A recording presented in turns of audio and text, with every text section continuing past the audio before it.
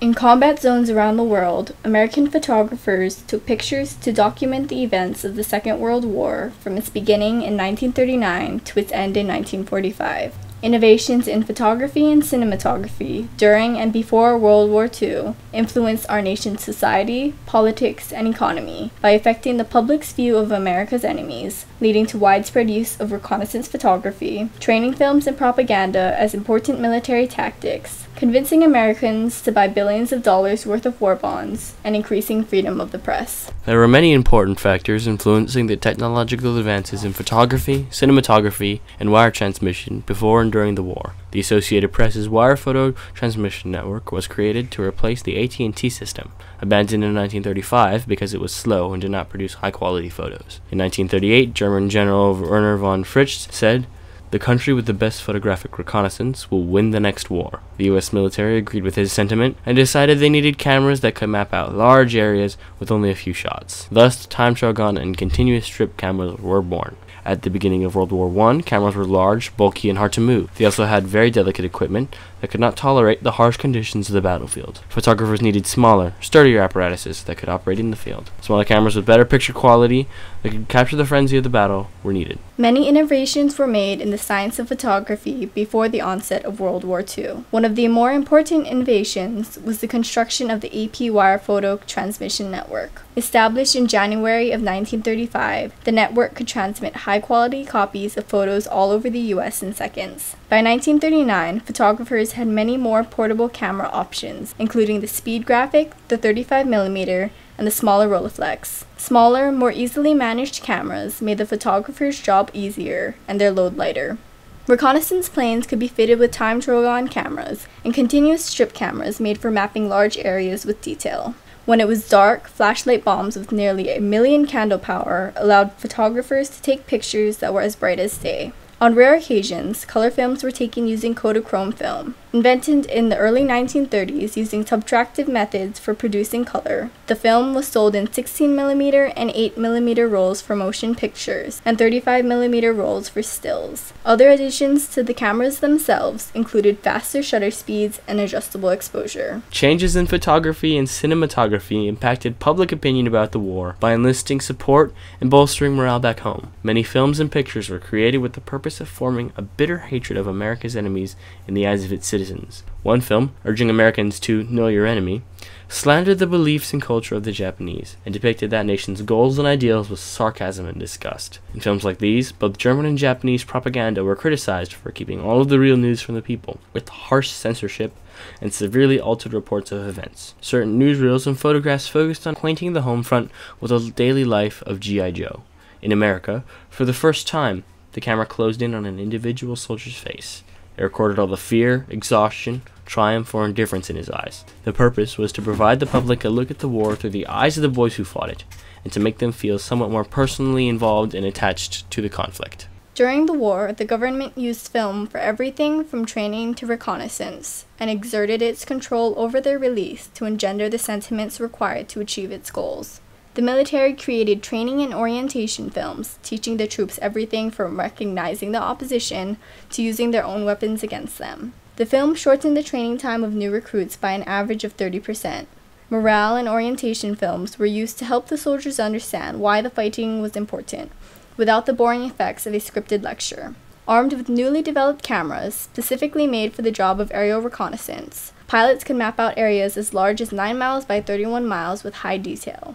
This form of reconnaissance provided the Allies with 80 to 90% of their information about the enemy. In 1943, the U.S. government removed its ban on graphic images and dead U.S. soldiers in order to inspire those at home to continue making sacrifices so that the war could be won. Even though this more graphic campaign was first met with horror and disgust, it achieved its goal.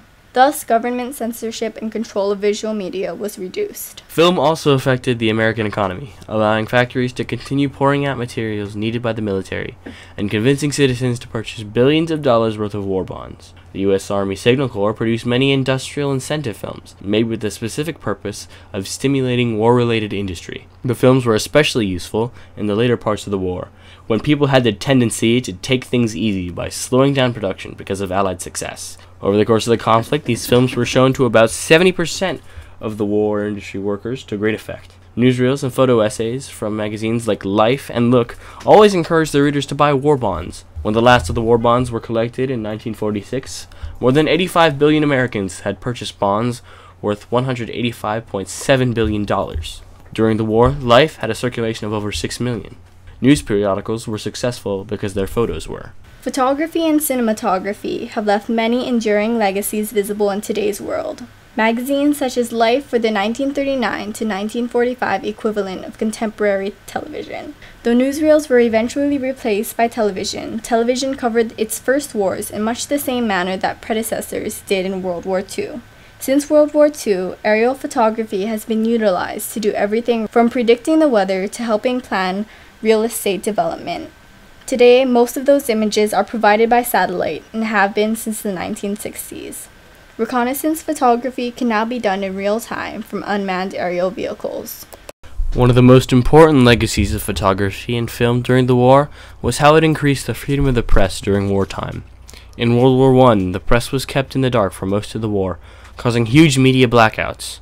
On the other hand, in World War II, the photojournalists were placed directly into military units, went where the troops went, and experienced combat firsthand, much like the embedded journalists in current conflicts in both Iraq and Afghanistan. With the advances in photography, which turned photojournalism into a viable news source, the government had trouble censoring photos without completely reworking them. The increased quality of photographs didn't allow for as much retouching as in World War I, and consequently would be omitted or sent with only minor touch-ups to remove information deemed too sensitive. The new form of media, film, could not be so easily controlled to produce the desired effect as earlier forms, like radio and verbal reportage could. Once the ban on graphic photographs was lifted, photojournalists enjoyed much greater creative freedom. The presence of responsible civilian journalists assured the continuation of a relatively free wartime press. Captions for the pictures were modified by the U.S. government to influence the public response, but it eventually became clear that while captions could help direct the opinions of viewers, ultimately, war photographs made an impact based on the strength of their imagery.